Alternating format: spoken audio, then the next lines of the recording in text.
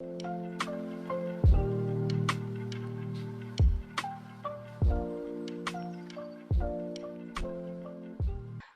to today's Employer Insights webinar hosted by the University of Washington Professional and Continuing Education. My name is Jo Gubas and I lead Community and Corporate Partnerships for our department. I know most of you are familiar with us, but for those who aren't, our team helps people keep learning at the University of Washington, whether working full-time, juggling families, or living outside of the Seattle area. We offer part-time professional certificate programs, short courses, boot camps, and master's programs in many fields. And as our learners are often thinking about career changes and new jobs, we've developed some career resources to support you in your next steps. This Employer Insights panel is part of a series of spotlights on leading employers to learn about their values, their culture, and hiring approaches. And today we're going to hear from our friends at AT&T. I'm thrilled to host this panel today, in part because AT&T has recently become one of our scholarship program funders. They help us to make professional education and career skills available to more people in our community. And so we're really happy to be able to welcome more students from all backgrounds with AT&T's generous support. With over 200,000 employees, AT&T works to bring people and businesses together across the globe. The company uses latest technology to provide millions, many millions of customers with communications and connectivity. AT&T has a family of brands and services, including market-leading content and entertainment, such as CNN and HBO Max. The company thinks big, and with over 4,000 open positions, I believe, is looking for new talent across many fields. With our panelists today, we'll hear about some of those opportunities at AT&T and tips for those of you thinking about applying. Before we get started, I just want to encourage you to add questions for the panelists in the Q&A during the discussion. We'll address these later. And if you have a question, I think first check to see if someone else has already noted it. And if so, you can use the thumbs up feature to upvote that question to make sure it gets answered. With that, I'm going to introduce the panel. We have Michelle Riddick, Mark Spellman, and Tom Bordeaux. Welcome. Good to see you. Good afternoon. Right. Lovely. Tom, why don't you go first? Tell us about what you do at AT&T. Just a little intro into your day job would be great. Yeah, I will. Thank you. I'm excited to be here today. So I spent 26 years at AT&T, all on the business sales side of the house. And currently I'm director of sales in what we call the Pacific States market. So I cover Oregon, Washington, Alaska, and Hawaii. And so I have 6 sales teams, about 60 sellers that go out, and we focus on winning business from the small to medium-sized businesses. So think about 2,000 employees and less, and we focus, and that's our segment that we focus on. And so we've been in an area of growth for our company that we're looking to continue to grow, and not just only, this is about looking for new positions, but we're adding new positions all the time in this segment because we're having so much success. So it's exciting times right now. Sounds phenomenal. Mark, tell us about your work. Yeah, so my answer actually is a little easy today because I just switched positions May 1st, and I am actually now a peer of Tom's. So I'm the general manager and director, very similar to Tom, but a different region, responsible for wireless market penetration throughout South Texas.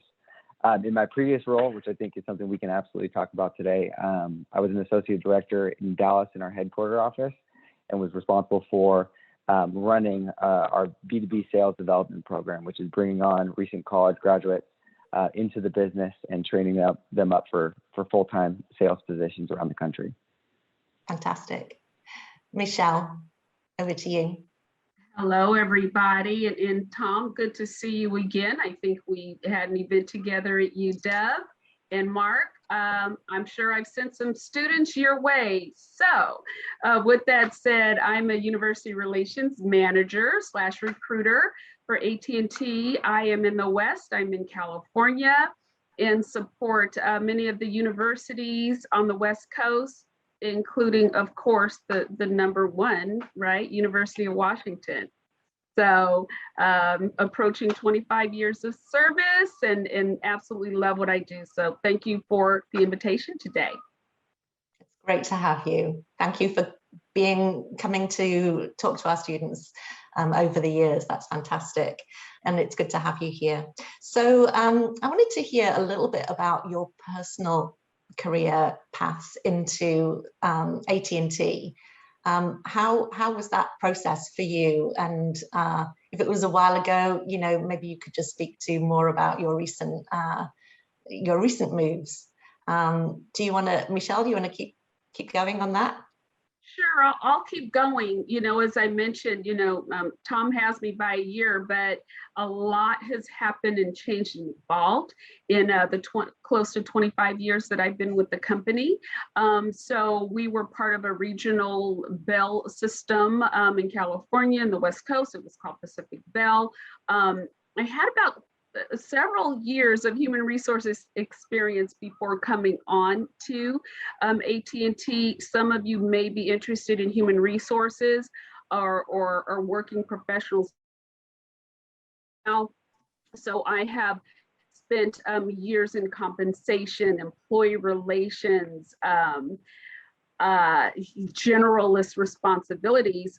Coming on to, at the time, Pacific Bell, I specifically came into recruiting. So recruiting professional positions as well as technical. And once upon a time, there were telephone operators and even coin collectors, believe it or not. So the evolution is fantastic to be able to kind of roll with the changes in technology and our identities with that 140 plus year foundation. And so for the past 10 years, I have focused specifically in college recruiting. So those entry level professionals in business, undergraduate, MBAs, as well as technology positions has been my focus. So that's kind of my journey and where I am to date. Great. Tom, why don't you go next? Okay. Well, as I said, 26 years ago, I started here. There's kind of two types of people within AT&T, and one grew up on the wireline side of the house and one that grew up on the wireless side of the house. So I grew up on the wireless side of the house, opposite of Michelle. So I've been through, you know, back when it was singular wireless, cost cellular is when I started, and all of that morphed into AT&T. So I started as what we call a territory rep. I had a zip code and I cold called and knocked on doors. And so back in the days when we were selling cell phones for $2,500 for a phone, you had a unique, you know, it was usually the CEO of a company or somebody in executive position that could afford to pay for it back then. And times have definitely changed. So through the years, I have gone to, I probably have done every, we have segments in like global segment, which they handle the Boeings, the Fortune 100 companies. And then we have a mid-market segment and we have government segments. So we have all these different segments within our AT&T business world that we have sales roles for. And so I kind of hopped around. I did government, I did federal sales for a while, and then I got into management. And my kind of background is I always wanted to be a coach. I went to school. When I went to college, I wanted to be a basketball coach. So I got into it, the business, for a little bit, and started having family, decided I'd better start making money because there wasn't a lot of money in it to be made. So, you know, got to AT&T and I still had that ambition to coach. So I got into management about 10 years into my career and have done different management roles, but I love management. I love managing people, coaching people, helping them get better, helping them get promoted within AT&T. So, really just multiple jobs within the business organization and continue to, I'm very competitive. So, one thing about business sales, you always have a quota hanging over your head, and to me, it motivates me. It's something that I enjoy having and succeeding with. So that's kind of a quick version of my background. That's great. Thank you for that. Gosh, so great to have opportunities for growth and to step in, kind of at the front as a sort of entry-level salesperson and then work your way up with AT&T's support. That's awesome. Mark, tell us about your journey. Absolutely. I think that's a huge application of our company is we are always challenging people towards whatever it is that they want to become or whatever it is that they want to do. Of course, there's certain expectations around the role and what you need to accomplish inside of that initial role, but I think one of the things you'll hear today is this company offers growth in all of the different areas that we operate and do business. But my background, so I just counted them up. This is my fourth city with AT&T, so I'm currently in Houston, Texas. I started with the company in 2013, so I'm just over 8.5 years with the organization. I started in Atlanta, Georgia, in a sales position, actually going through the program, which I was responsible for the previous 2 years.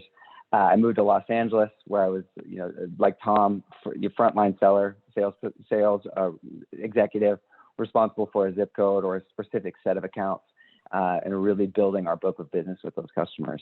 After that position, I moved into management, so took over sales teams inside of downtown Los Angeles or northern Los Angeles, which goes up quite a bit to San Luis Obispo. I don't think anybody would tell you that's LA, but it was a big territory with about 10 to 12 representatives underneath me before moving to Dallas and taking over that associate director program where AT&T had identified a big need for bringing in talented individuals to our company because, as Tom called out, we're really growing and growing in a lot of different ways throughout the business with different trial periods, different ways to approach our customers, different strategies, and that requires very talented people.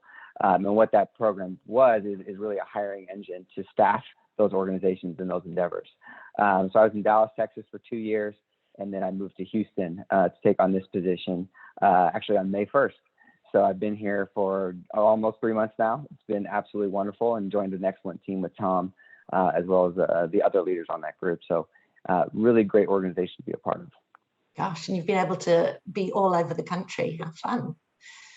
I am also a Seattle native for what it's worth. So one of the reasons I love coming to the UW seminars is I grew up on Capitol Hill. So anything to do with Seattle is or University of Washington is great for me. Awesome. Good to hear that. So we've heard a little bit about, the sort of career growth opportunities that you guys have experienced. What are the underlying values or other sort of leadership principles that the organization really lives by? Do you want to speak to, who wants to speak to that? Who feels ready to give us some more insights into the values of AT&T? Michelle, go for it. Okay. We have our number one, we have a set of core values, acting with integrity and trust are a really huge part of our core values. And so I'm really proud of our leadership, our CEO, John Stanky, who, has come up through the ranks to take on the CEO role. Depending on, it doesn't matter where you are, whether you're in procurement, sales, IT, HR, that's one of our core values that we hold near and dear. We also believe in equity and inclusion. We'll probably talk about that more later. But meeting customers where they are, having a workforce that mirrors our customer base and vendors, and our outreach, our footprint needs to reflect our customer base. So those are just a couple of our values that I could speak to. I'm sure the others have more to add to that. Okay, Mark, go ahead.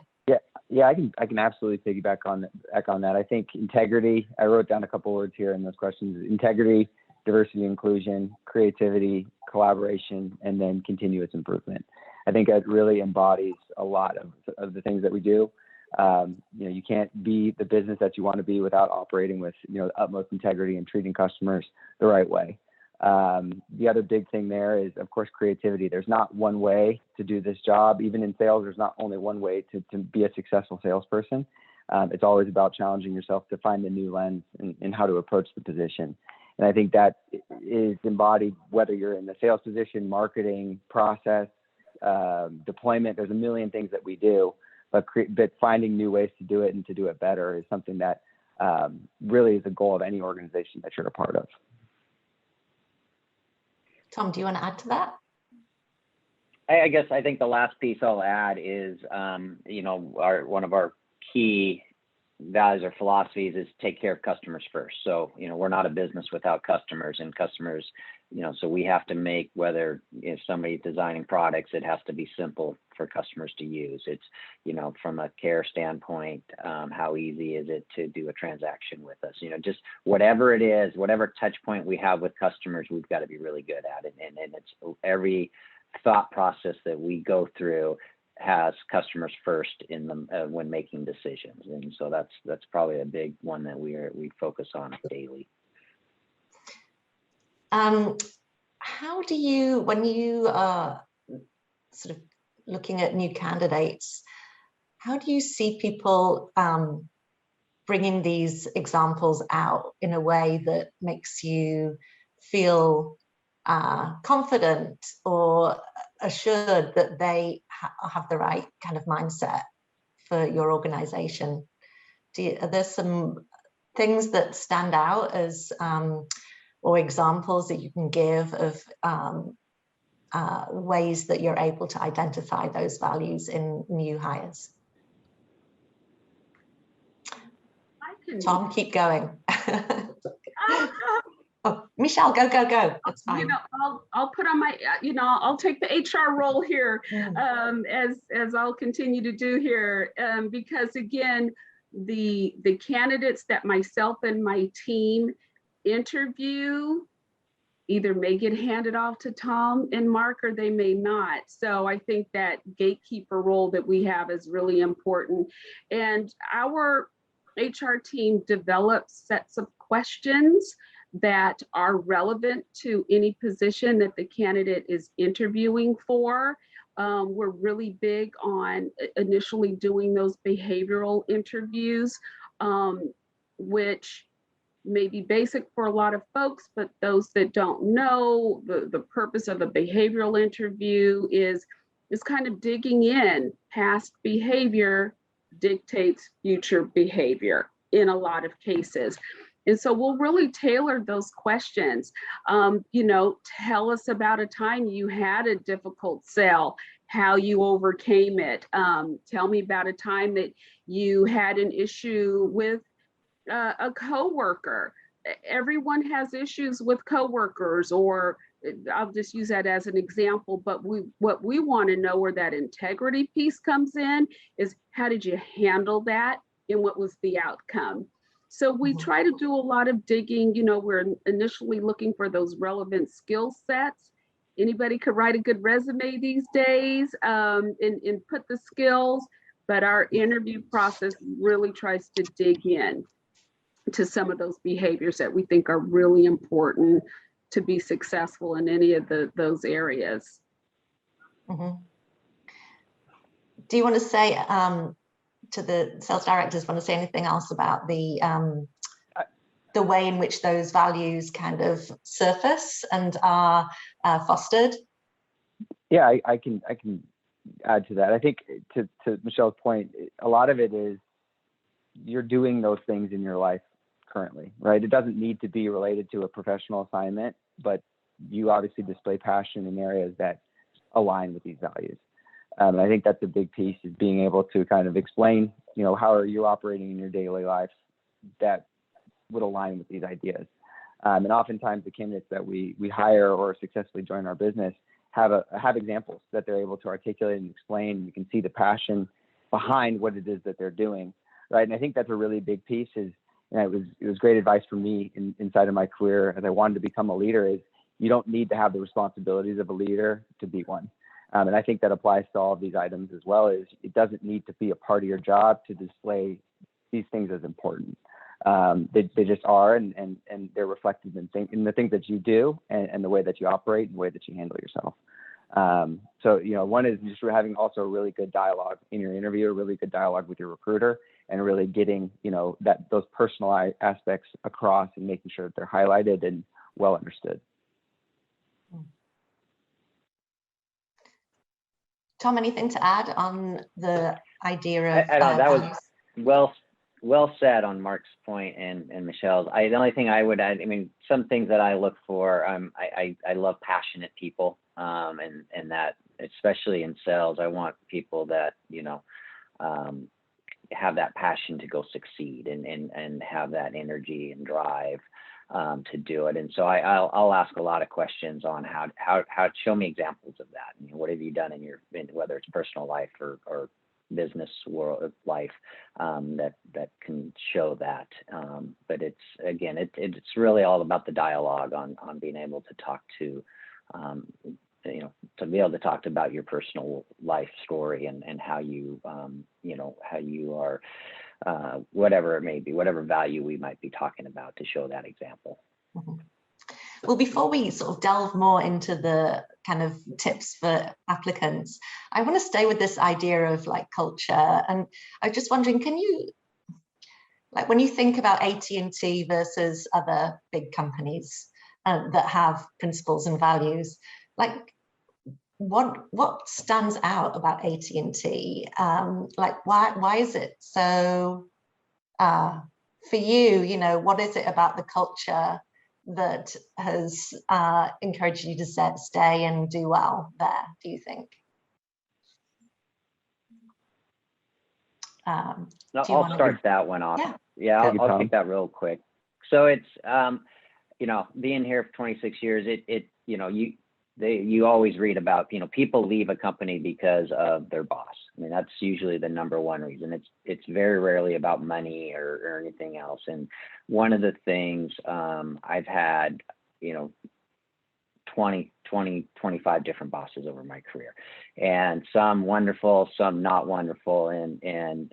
But one of the things is I always felt supported within AT&T, and that's it. To me, it's a little bit of culture. Now, I've had some bosses that are just drivers, but at the end of the day, they didn't last long in their role if they weren't good with people and growing people and getting people better. And so the majority of the bosses that I've worked for, they have been very, they cared about their people. And I don't know how else to say that, but that's just, they wanted their people to be, to do well and get promoted and be successful in the company. And so that to me is the culture that I'm experienced at AT&T, more than, we're always going to have, like I said, we always have one or two bad bosses, but the majority of them have been great, and they want you to succeed, and they want you to get better, and they want you to be promoted and do what you want to do. And so that's the experience I've enjoyed at AT&T. Mm-hmm. Mark, I can echo that. I think it goes both ways too. We have great leadership, and they are able to set the tone in a lot of ways towards what our priorities are and really how to develop and how to lead people and what's important to them. But I think another piece there is, if you want to be promoted, this is a company where you can do that. If you want to live a good life, this is another company where you can do that. And I think that's another piece of why we have such great leadership, is they really want to get an understanding of what's important to the individual. What is it that you show up to work to do and to accomplish? And if that is, you're very career driven, kind of person with a lot of hustle, and you want to keep moving up in the company, we have plenty of opportunities to figure out how we do that, whether it be in the current organization that you're in or making a complete career shift to something different. But another big item is, if you want to live a good life, this is also a great place to do that, and to have a career and be able to support whatever it is that you're doing outside of work. And that's a huge piece here that is also embodied. And I think we just put words to it, but I think it's really bringing your authentic self to work. This place is not a vacuum. It's not a place where we would expect people to change. How you're operating at work is different than how you operate outside, which is one of the reasons in our interview process we really want to get an understanding of who that person is, because it's very important. Whatever you're involved in outside, we would expect it to be something that you bake into the organization that you're a part of, and we want those to be positive and uplifting things. But I hope that maybe answers the question a little bit as well. Yeah. Do you want to add anything, Michelle? I mean, really great points. I think of so many different things. One of our pillars is win is one. And, I think about the sense of collaboration that we have in our company, on our team, the opportunity to come together with individuals from other organizations, from other parts of the country has been fantastic. And again, how that's evolved over the years. There have been many different cultures that have come together with our mergers and acquisitions over the years. But our leadership has always found a way to bring the best of all of the different worlds and get our teams on the same path. And I really do appreciate that. So I think about win as one and acting boldly often. Our company does that, makes some really, really surprising choices sometimes. And it keeps us challenged, and it brings us back to the table and collaborate and being agile and refocused and still winning. Very good. I know that we do have some questions in the chat about values, but we'll come back to those later. I want to switch and just ask you a little bit more about the work environment, and I would love if you could speak to measures that have been taken in the last few years to build a sense of belonging and inclusivity. Michelle, do you want to keep talking about kind of some of the programs perhaps that you're working on, or things that are at the forefront of your minds around DEI? Absolutely. Our team just won another award for I understand it's now DE&I, Diversity, Equity, and Inclusion. With Diversity Inc., I think we came in as #1. From, again, my little small part of the world, 68% of our new hires are 68% women and people of color. So we're really putting efforts in the community to bring back to the company and give back to the community.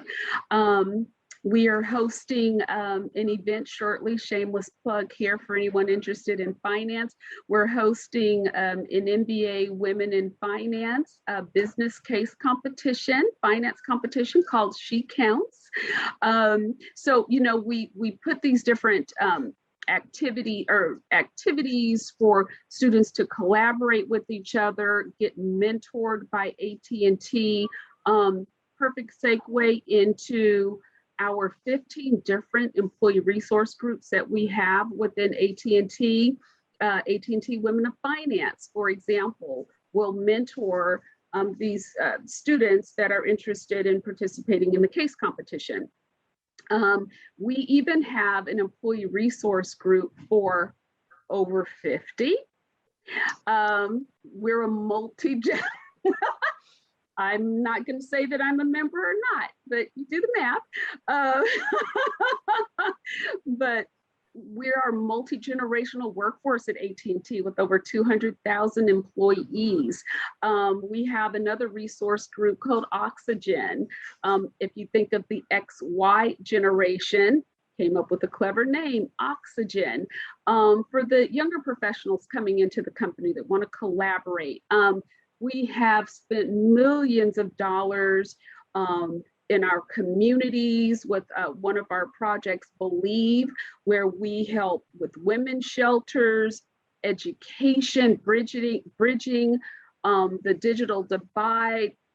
We do all sorts of things, and it gives our employees an opportunity to to meet someone in sales or meet someone in external affairs that we may not have met before and expand that network.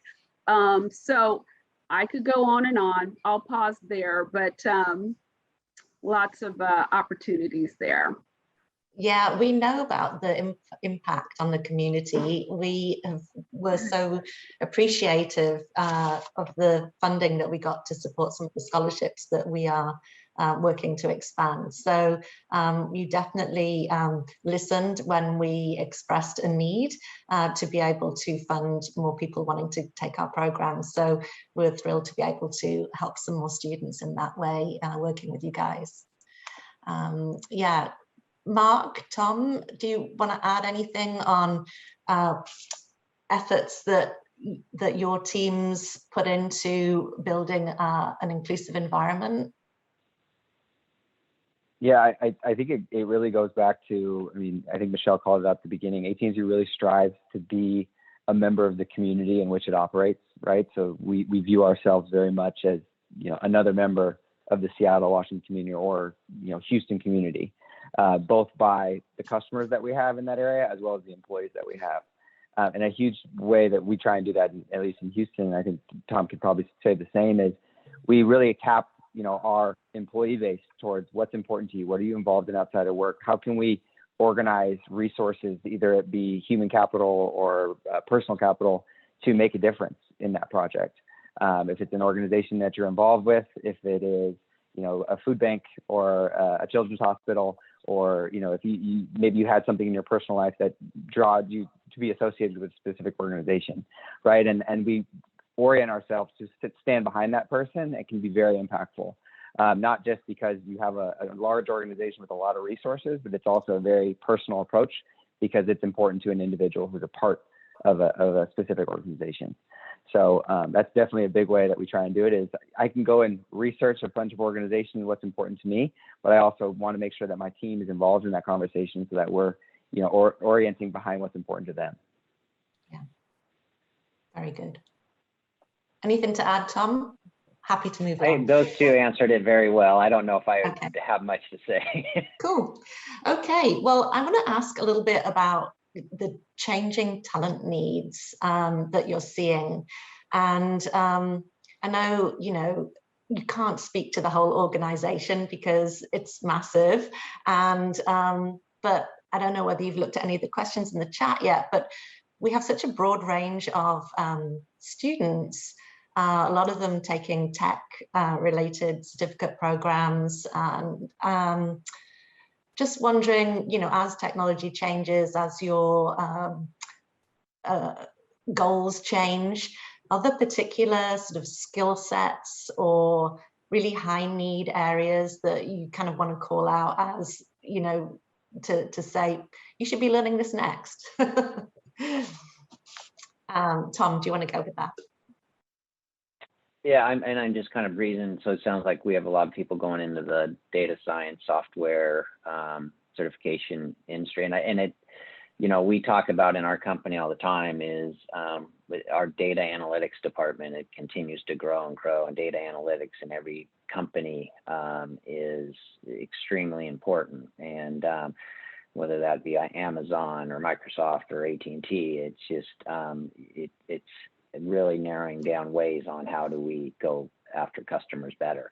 And so those, they're looking for, software people that understand software and can go and do that job, because there's not a lot of them. I mean, I think last I heard in Dallas, where majority of our data analytics and coding teams are, we have a lot of openings that we still can't fill. So I'm not an expert in that area by any means, and I don't know it, but I know it in every company that we go and get in front of, it is always a topic of trying to find skilled labor in that field.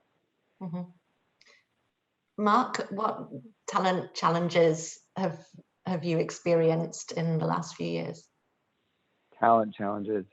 I think the biggest thing is just being able to be a continuous learner, and it goes back to that continuous improvement. There's, at least in our organization, if you are intelligent, if you are hungry, if you are passionate, there isn't a problem that we have that couldn't be solved. You just have to be able to apply yourself. And I think that's a characteristic inside of a sales organization. And then it depends, how complex a sales organization you want to be a part of. And the products and the solutions can get more complicated. But at the end of the day, it's really just about, persistence. When it comes to, some of those other departments that Tom mentioned, I think we have a ton of data. I think we have an incredible amount of users on our network. There's an incredible amount of information that flows across our platforms. And it's really, getting an understanding of what do we do with it. I know that I would love a data team to help us make decisions in the field and better orient ourselves. But sometimes that doesn't necessarily exist in a way that is designed towards supporting sales. Maybe it's toward automating a process or a deployment of a service, or even standing up different types of automations on our network. But talent challenges, I think it comes down to finding the right person who is hungry to do a specific job. And at the end of the day, this organization is about developing people. And if we're able to see that in you, we can also be comfortable developing you in areas that you might not possess currently. We can help you get there. Can you speak to that a little bit more? Like, how do you help people get there? What is the professional development and training kind of process for employees? There are a ton of certificates. We have internal certificate trainings. I think Michelle might be able to call them out. There's an incredible amount of topics that you can get trained on. Cybersecurity is a big one that my previous boss went and actually got a master's degree on. We reimburse for education, so I'm currently pursuing my MBA as well. And AT&T has a certain amount that they will contribute to that. But those are obviously larger graduate degrees. But we have tons of just individual certificates for training that you can also pursue if you find a specific category that you want to gain knowledge on. I couldn't list you the whole category. It is internal. It's a process that you can apply. You go through your management, you say, this is something I'm interested in doing. Oftentimes there might be a cost that the business organization or unit would support, but I don't think there's a case where we have denied it. As long as it's in line with what that person wants to pursue inside of their career, the business oftentimes will make sure that it's supported. Great. Michelle, do you want to add to the question about changing talent needs and what you're being charged with? And I know your focus is on early career with the university recruiting. Certainly can speak to that, but if you also have insights into the more direct to hire mid-level jobs, we'd love to hear any thoughts you have. Absolutely, I can piggyback. I was saving cybersecurity for last. Cybersecurity is huge. Look at everything that's happening in the news. As we expand our technology, connected communities, homes, cars, etc., everything is hackable, as I've heard an academic mention at some point. And so as we continue to develop this technology, we have to find ways to secure it as well. So software engineers, coding is everything. Coding is king, and cybersecurity is huge. In addition to sales, right? We build it, we create it, and then we sell it. And so those are skills that we really need. We have something called nano degrees that you can pursue, kind of close to what Mark was talking about, where you can get certificates or you can work we partner with a organization called Udacity, where you can get these particular degrees and pivot your skills. So that is internal, but again, I mentioned a multi-generational workforce. What if Michelle wants to switch to programming and coding and do something outside of HR? I have an opportunity to do that by pursuing the certificate, going back to school outside of the company as well. So the skills pivoting is welcome. And for those that are, looking at ways to get into the company, look at those jobs. I wrote down some of the areas. on our website that we have opportunities. We have opportunities as we speak in marketing, finance, human resources, legal, as well as supply chain.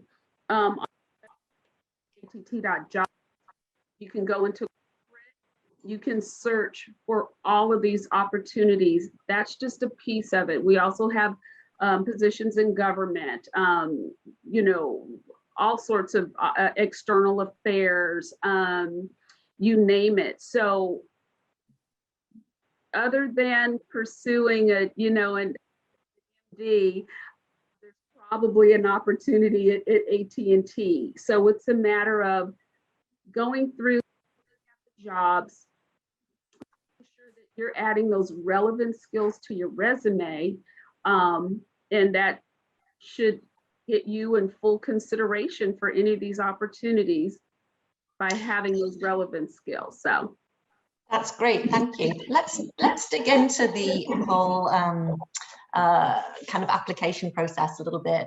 I hope the audio is okay. It sounded like you were going out in and out a little bit. Hopefully everyone can hear okay. So when people are applying on the, I'm assuming there's like an online job site and you can literally apply for jobs there and then.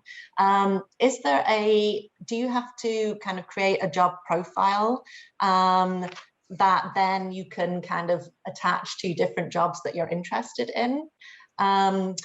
Or do you apply individually and send your resume to each job? And the reason why I'm asking that is because I know that sometimes, I mean, I would be a case like this where I've got a kind of varied resume.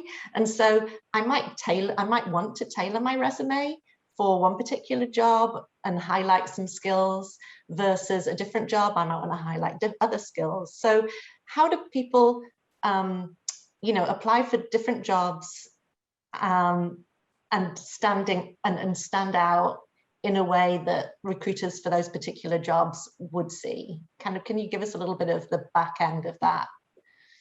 Let me kick this one off. As a screener of thousands of resumes, one of the things that's really difficult for me is, here's my cousin's resume. Where do you think they will fit in best with the company? I would much prefer, you know, my cousin is interested in marketing. How do they apply? So we do have a very formal applicant tracking system. It's really important that we funnel candidates through our applicant tracking system so that every candidate is treated fairly and equitably. So when you apply for a particular job, for every job, there will be a certain set of pre-screen questions, just yes or no. Do you have at least 3 years of sales experience? Yes or no. You know, are you open to relocation, as Mark has found is necessary in his career? Yes or no. So we want to be able to look at that resume along with all the other candidates to make sure that they meet the minimum skills. We don't want to have any sort of unfair treatment. So it's really important that you go to the website, look at the job. If you see a job in finance and they need skills in, you know, in Power BI, in financial modeling, if you have that information, you make sure you highlight that in the resume. But don't just send a resume to someone you found on LinkedIn and say, I really like your company. Where do you see me as a good fit? Go in with the purpose and go in through those right channels. And you can do that extra networking, but you want to go in through our applicant tracking system and attach your resume that way. That's great. Tom, Mark, what is an appropriate way to network alongside a job application? Like, how should our students, for instance, who may not know anyone at AT&T, you know, how can they stand out? And how does the referral system kind of impact people's opportunities, perhaps? Do you want to speak to that, Mark?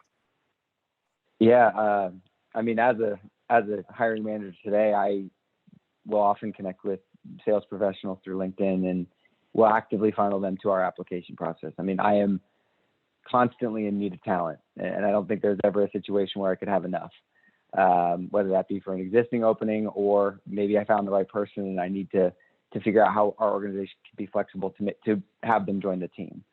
So I think, you know, I know Michelle called out going through that process, but I think networking is a big piece of this. And if the person doesn't want to necessarily network with you, they won't connect with you, or they'll tell you as much, or won't get a response, right? But there is something that it's a little bit of the sales hat, right? Even if you're not necessarily applying for a sales job, you got to put yourself in a position to be in front of the people who can identify you as a qualified candidate. Not, you know, the HR process is one part of that, but another big piece on that is connecting with a different leader or connecting with somebody internally. Maybe they spare you a moment of their time or a piece of their time and can tell you more about the company. You can stay connected. I know internally, that's a huge piece for internal employees. I don't think there's a situation where if you reach out to a leader and ask them in an appropriate way for, you know, 10, 15, 20 minutes, in most cases, you're not going to get a no. Now, externally, that might differ a little bit because it's a little bit more removed, but I know people inside of this company are very generous, and they're generous with their time. And I know leaders are looking for talent, and they're interested in finding talent, however they possibly can. That includes HR, that includes LinkedIn, that includes any medium. Mm-hmm. Tom, anything else to add, specific tips for people who are wanting to kind of connect in alongside applying online? Yeah, I mean, not a lot. LinkedIn is an incredible resource. There's a lot of, you know, do your research on, you know, AT&T and what part of the company you want to get into, whether it's finance or network side of the house. You know, you can find a lot on LinkedIn and find a lot just on the web on, you know, who the leaders are and try to connect with them. It's not always easy. You know, but I bet you there's somebody, you know, somewhere, or somebody that knows somebody within AT&T, and you just got to network, find different ways to do it. Yeah, so it sounds like that is definitely worth some effort to do alongside the application process. So really quickly, Michelle, what does or any of you, after you've screened an applicant, what is the really basic kind of typical process for hiring? Go through the interview process. Can you just spell it out for us? Certainly, it changes per position, of course, but our team works really hard to have a good customer experience. When we say customer, we mean applicants or candidate experience. So we try our best, depending on the position, to screen in, screen out. You know, position, if it's open on the website, it's open because we have a need to fill. So we would rather tell you are not qualified so that you can pursue other opportunities as soon as possible, and then get you through the pipeline as soon as possible. Depending on the position, there could be 2 to 3 steps. The higher the position, the higher the steps there may be. You may start with an initial interview with someone like myself or one of my, you know, or a peer of mine. And then if it's technical, pardon me, you may have a coding test that you may need to take. If it's sales, you may need a sales role play that you will participate in before even getting to that second level of decision making. And then in some cases, we'll bring students back to our headquarters in Dallas for final rounds. And I say student because I'm in student mode. So candidates for more of an executive conversation. Our MBA students will also, on that third level of interviewing, they will need to prepare a business case. They'll be given a case prompt. That's really big in the corporate world now. Finance, there may be a financial modeling exercise that you'll need to complete. So we try to move you through those steps, however short or long they are, we try to move you through those steps as rapidly as possible, because we're looking for that good candidate. We want to check that off as a hire as soon as we can. So we do our best to be timely. If you meet the skills, we keep moving you through the process. Very good. Okay. Do you want to add anything? If not, we'll move to some Q&A. Okay. Well, we have a short list of questions, so let's run through some of these. Some of them are a bit specific, so we may just pull out the ones that will be relevant to most of the people in here, and then if we've got a little bit of time at the end, we'll just ask you for a few do's and don'ts to help us make sure that we are, sorry, my phone's just ringing in the background, to make sure that we cover off everyone's questions. So the first one at the top, how does someone applying for a software engineering or data science role stand out to AT&T? Any thoughts beyond what we've already said? I mean, Michelle, why don't you take that? Well, so that's very specific. So we're going to make sure, we're going to screen that resume to make sure that you have coding experience. That's not only education. In some cases, we want to see that you have some relevant work experience, or, if you're just coming out of school, some recent internships. We're going to want to know some of the coding languages. We're going to want your GitHub account so that we can look at some of your projects. So those are some examples of how you can stand out. Yeah, relevant skills is the main thing that we're looking for up front on that resume. Okay. I'll go to the next. And as I say, I'm sorry, these are a little bit specific. Someone who's taken the embedded and real-time systems programming certificate, interested in becoming an embedded software engineer. What kind of opportunities do you think there will be opportunities based on what you know about that job at AT&T? So when you go into att.jobs, you're going to look for you can do a search for technology positions. You could do a search for software engineering positions. You can, search for keywords. You can have postings come to you as they become available. So it sounds like that's a great program that you are, getting your certificate in. Would encourage you to apply. And one blanket statement I want to say is be open to relocation. Seattle is absolutely beautiful, but there's other areas of the business where we need skills as well. So the more you cast your net, the more opportunities you're able to get involved in. So consider that. And Mark knows, right? He's from Seattle. He's in Houston. He's, expanded his network tremendously by stepping outside of the comfort zone. Mm-hmm. So those are my tips for that particular question. Great. So we've got people asking about different jobs, like do you have jobs in communications and editing and marketing? I mean, you've already said that, yes, on the website, there is a whole section on marketing related jobs. So definitely that will be the place to start, it sounds like. Someone asking about connecting to the right person regarding analytics and data science roles. Is there a particular like unit name or kind of if that person wanted to go on LinkedIn and search for someone, what keywords could they put in to bring up someone that might be the right person to speak to, do you think? Mark, right. I know the names, but they would kill me if I put their names out there. So apply, number one, through that applicant tracking system. And then on LinkedIn, sure, you could do searches. And I believe that you can do a search for AT&T hiring or hire me, or there's some sort of trick to kind of go in and just go through AT&T technology, and you'll get people on LinkedIn that have the skills that you're looking for, and see if they're willing to take that informational interview.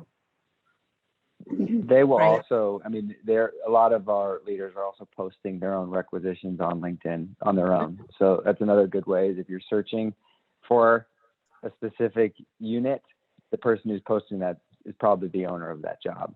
I know I do it. I know my peers do it, because again, we're looking for talent, and sometimes that's going to come from our HR partner in terms of staffing, and sometimes it's going to be somebody who clicks like and connects with me on LinkedIn. But I would say there's a lot of our leaders who are posting that way as well. Another job specific related question was about e-learning. Do you, if you have your own kind of training programs, that kind of thing, do you have a team who work on professional development training that would require e-learning skills? We have it. Yeah, we have a huge sales training force, or training force in general. That includes trainers, that includes people who design content, this and everything in between. Great. Yeah, I think it's the official title. Well, one of our official titles is T University, which is a big arm of our business. Absolutely. Yeah. Awesome. Someone's asking about just about the situation with remote work. Do you have roles that are fully remote or hybrid, or do you kind of need to be within close proximity to one hub, business hub at AT&T? I will take that first shot at that one. So due to COVID, many of us are working remote. Do we want that to be our footprint for everything going forward? No, because we really believe in collaboration, in spending some face time. Yeah, I just don't think you can substitute that for ever. So there will be some positions that remain remote, but there will be some that are not. So I don't think you're going to find many on the website now that are remote positions. We're looking for candidates to work in a specific location, and it'll say that on the jobs. There may be times, depending on the type of work, the supervisor, that there may be some flexibility, but don't lead with that, right? You need to lead with, yes, I will move to Dallas for this opportunity, for example. Yeah, and again, many of us are working remote now, but that isn't the design for, hopefully the next year, we hope. As we probably have quite a few people from the Seattle area on the line, can you tell us like where the hub is, and if there's a particular speciality of work that happens in the Seattle area? Yeah, I'll take that since it's my local market. But the largest part of it is obviously retail. We have, like every market, we have a lot of retail stores and a sales force. You have smaller. We're not considered a large market in Seattle. We used to be the hub in Redmond. Used to be our corporate headquarters for the West, and they now have moved all that to Dallas. So things have gotten smaller, but we still have network teams. We still have just drew a blank on what team I was going to go for. But we have there are jobs there. It doesn't mean that there's not, but to what Michelle said, you got to be willing to move. If you're specializing in something and say it's computer science, there might not be an opening in Seattle. It might be in Dallas, or it might be in Atlanta or somewhere like that. So it just really depends on what you're doing. But the majority of jobs you'll find in the Seattle area will be either outside sales for business or retail. That'll make up 80% of what you find on the website. Okay. Good. So correct me if I'm wrong, Michelle. There have been a couple of questions from people that have different kind of life experiences. There's a mum who is looking to get back into the workforce. Do you have any special programs for people who are kind of coming with different life experiences, like diversity pipeline type programs? You know, we're not going to call out this job is for working moms coming back into the workforce. It really is about the relevant skills. So if you have the relevant skills, you will have equal consideration. Mm-hmm. And someone else mentioning that they don't have specific job experience for sales jobs, but perhaps they've done training or feel that their personal qualities might be a good fit. You know, how would you suggest someone applies for a job that doesn't have relevant work experience? Is there, like, how would you suggest they call out their skills and qualities? I think it comes with what else you're doing, right? I mean, what do you do in your free time? And some of that might be volunteer or an organization, or, you know, I think you have to build it. Coming in with a blank slate will be a challenge because you're going to be going up against, you know, a candidate pool that probably has experience. So I would encourage anyone who's in that position to find ways that you can at least go and build some type of practical experience to make you a more competitive candidate. Not to be saying that people aren't going to, you know, continue to develop your skills here, but it will improve the probability of you having a successful interview or being selected to interview, even if it's not professional experience, but personal experience, and finding ways that you can go and build that on your own. Yeah, maybe some volunteer work and that kind of thing. Yeah. You know, I think we need to wrap up. We're at 1 o'clock. Do you want to have say a last word about any last idea or thought you would like to provide our students with? Why don't we go down the line? I see Tom first. Any last thoughts?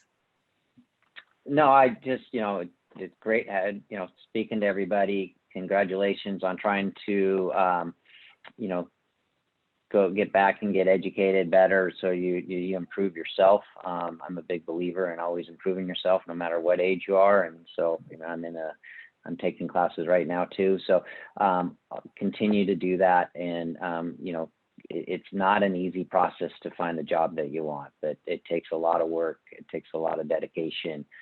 Get creative on how you get in touch with people. And there's no one easy answer to it. Just continue to network. Thanks. Mark? Yeah, I think being that I'm a Seattle native and probably a lot of Seattle people on the call, I think being open to relocating is a tremendous asset. It's going to multiply the amount of opportunities that you're looking at to a significant degree. And having that flexibility, obviously you're not just applying for one single opportunity and keeping your fingers crossed that you're going to get it. You could be applying to several. Another big piece on why I really believe in having flexibility and being able to relocate, I think there's a lot of opportunities to explore and continue to be curious. And then as far as where that puts you in terms of building a brand for promotion or progression inside of your job, there's a lot of other people that are going to get to know you and are going to have an understanding of what it is that you can bring to their team and why you might be the best candidate for the next job. Versus, you know, I've seen a lot of folks who've gone after, you know, different levels of progression or promotion in their career with a very linear set of people who know them. And when it comes to a very, you know, challenging position to achieve, you need to have a lot of people who are singing your praises, and that isn't going to come if you're in the same place. So I would say that for a number of reasons, relocation is a great thing to expose yourself to different opportunities, but it will also set you up very nicely depending on what else you want to do. So I would encourage people to get out there and explore. I think you'll be very happy with what you find. Great advice. Thanks. Michelle. Great points. I would just kind of close out my segment with just by staying encouraged. You may hit a few no's, and that's okay. You learn from every no until you turn that into a yes. Hey, you may get a yes on the first bat, but just remember, as you're going into an interview process, remember that you are gaining information from that employer as much as they're gaining from you. And so it's an equal information of exchange. If it's right, it will come together. If it doesn't, just remember that there's something else that's out there that's right for you. But just take the lessons learned, take notes, rehearse, prepare, know the company that you're interviewing for, be very specific, show that passion, and you got this. I love it. Thank you so much, all of you. Really appreciate you giving up your time to be with us today. Thank you, Tom, Mark, and Michelle. Next month, we have another of these employer insight sessions with a business consulting firm, based in Seattle called Logic 2020. So we're excited to see them on August 26th, I believe it is. But for today, we're just really great to have had AT&T here, and we are very pleased to be able to continue to share this information. When people come to our website, they'll be able to watch the video, and hopefully you will receive some great applicants for the jobs that you have open. Okay. Thank you. Thank you, everyone. Thank you. Bye, Bye-bye. everyone. See you guys.